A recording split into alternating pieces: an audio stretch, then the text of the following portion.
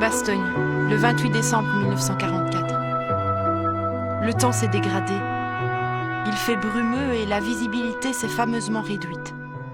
Je suis un peu perdue et je profite d'une accalmie relative pour chercher où je pourrais me rendre utile. En passant devant le séminaire, des soldats me demandent de ne pas approcher. Une bombe énorme s'est plantée devant la porte et n'a pas explosé. Je n'ose penser aux dégâts que cela aurait produits. Chez les Sœurs, dans le haut de la ville, la Croix-Rouge a établi son bureau et son centre d'accueil dans ce bâtiment qui avait, en grande partie, résisté à tous les cataclysmes qui se sont abattus sur la ville depuis 10 jours. Mon aide est appréciée et je peux travailler et dans le centre pour réfugiés et à l'hôpital américain. Je me mets tout de suite au travail. Les réfugiés, de Cibré pour la plupart, arrivent en grand nombre et nous sommes à court de tout.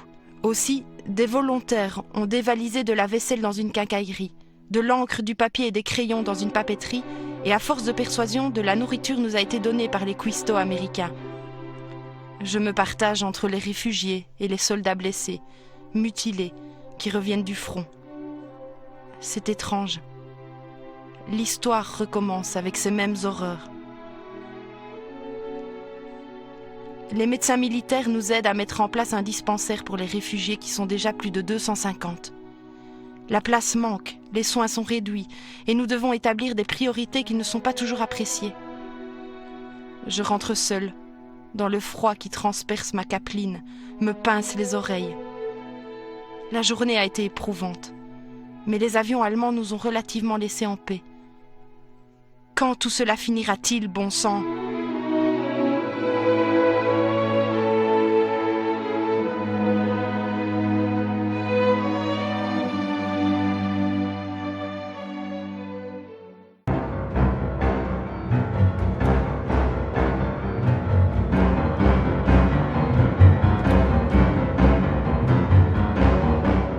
En ce 28 décembre, les 2e, 9e et 99e divisions d'infanterie américaines lancent une contre-attaque. Des combats sont menés par la 35e division d'infanterie à Lutrebois et Lutremange. De leur côté, les Allemands ne se font plus d'illusions. Ils savent désormais qu'ils ne pourront pas réaliser leur objectif initial, la prise d'Anvers.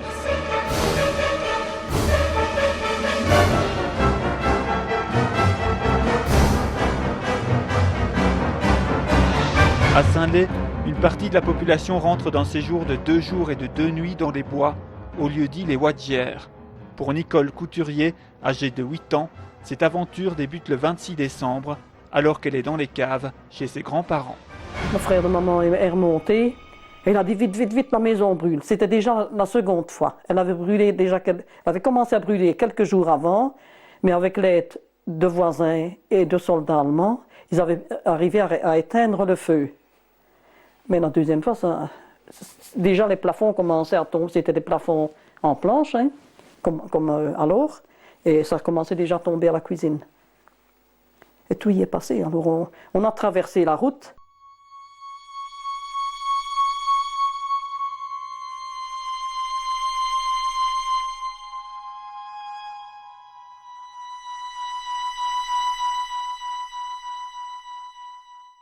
La petite famille s'en va à travers champs vers les bois.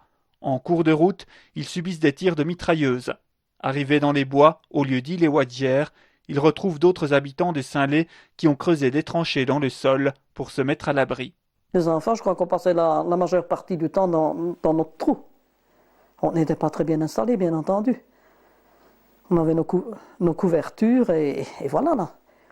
Alors de temps en temps, ils essayaient de faire du feu pour essayer de chauffer un peu d'eau. Il y en avait qui avaient la chance d'avoir du café soluble qu'ils avaient hérité des Américains. Alors ils chauffaient un peu d'eau. Et ceux qui avaient du pain partageaient. Tout le monde partageait, en somme.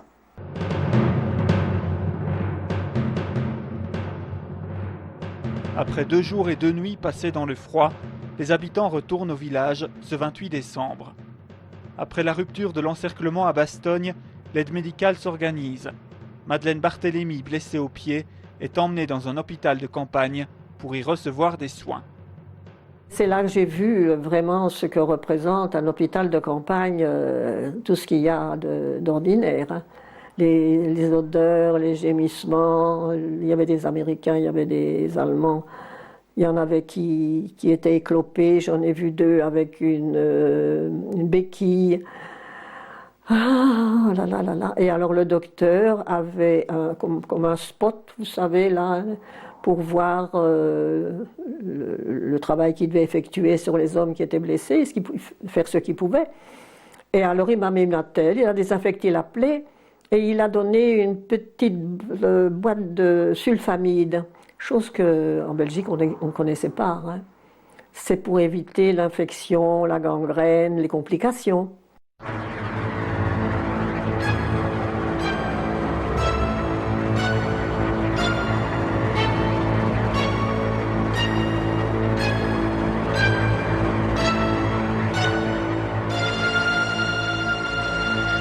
À Arloncourt, Marcel Léonard, réfugié dans les étables de ses parents avec 91 autres personnes du village, a lui aussi été victime d'une blessure.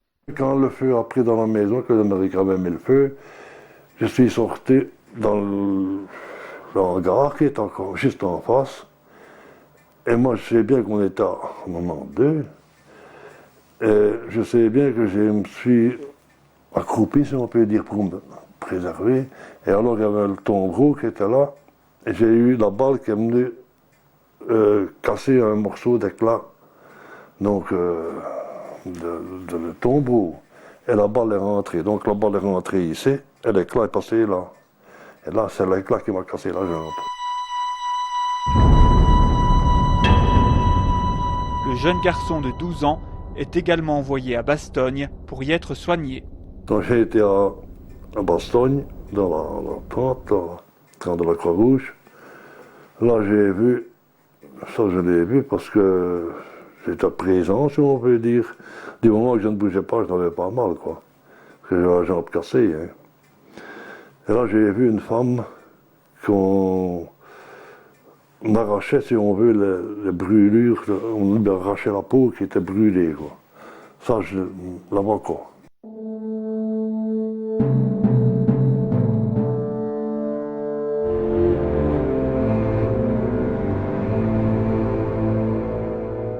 Un hôpital est installé dans la chapelle du séminaire.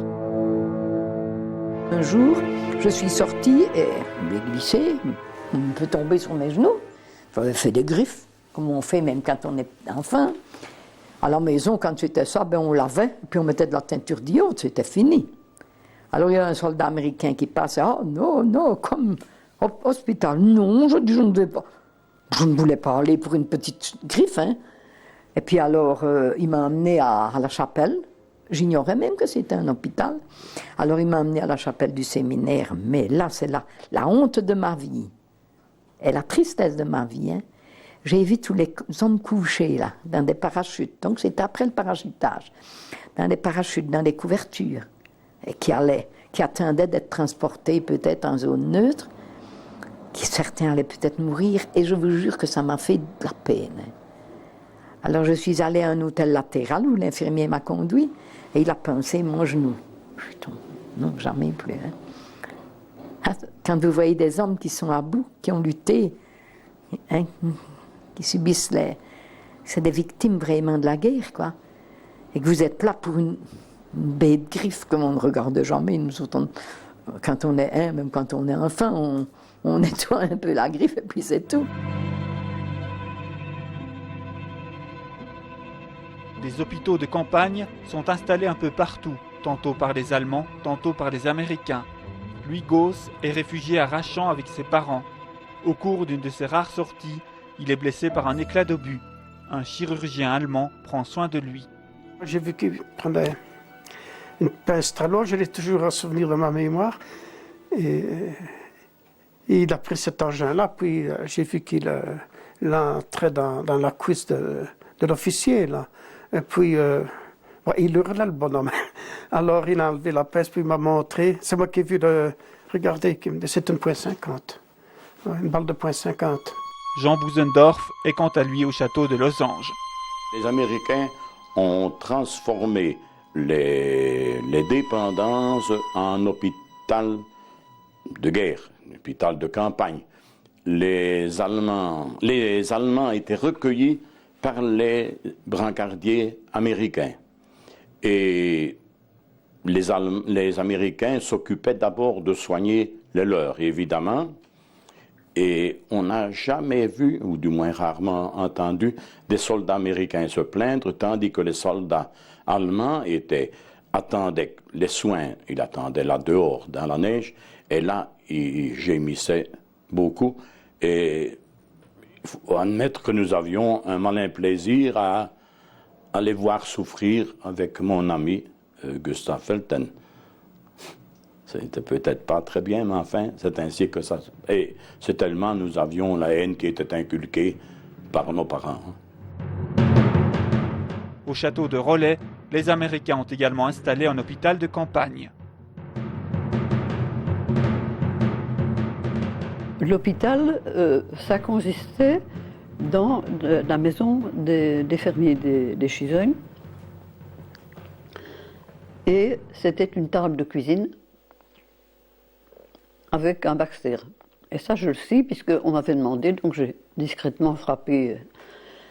Et j'avais vraiment l'impression de ne pas être à ma place. Je sentais que je ne devais pas être là, mais j'ai simplement dit ce que je lui ai dit. Et j'ai vu, à ce moment-là, sur la table de cuisine, un corps d'homme, vert, blanc-vert, et ce Baxter au-dessus. Je n'avais jamais vu un Baxter avant. Puis je me suis sauvée. Nicole Mauss de Rollet se souvient des alignements de soldats blessés dans les étables. Les blessés, ils étaient dans la grange de la ferme. Sur le béroudi, comme on dit à la campagne, dans le foin, dans la paille ou le foin, je ne sais plus, je ne pourrais plus dire, je pense que c'était de la paille. Et vous aviez ces deux rangées de foin ou de paille, avec tous ces hommes alignés dessus, en dessous de leur couverture. Ils avaient mis leur parachute comme drap, une couverture, et un peu de paille au-dessus de tout le bazar pour avoir plus chaud. Mais dans le toit c'était des ardoises non rejointoyées. Donc vous voyez ici tout ce que ça pouvait faire comme courant d'air qui passait entre les... et les types qui étaient blessés. Et moi je regardais toutes ces têtes d'hommes qui dépassaient, c'était de beaux jeunes gaillards. Il y avait de temps en temps une belle épaule qui passait, c'est quand même un peu impressionnant. Et je me disais, oui, mais qu'est-ce qui manque en dessous? Une jambe, un bras, une balle dans le ventre. Et j'avais mon petit garçon qui avait 2 ans, et je me disais, pendant 20 ans, je vais travailler pour en faire un homme. Et qu'est-ce qu'on me rendrait? Ces Américaines qui pendant toute leur vie ont travaillé, ont voulu faire des hommes de leurs garçons, qu'est-ce qu'on va leur rendre? Ça, c'était très impressionnant.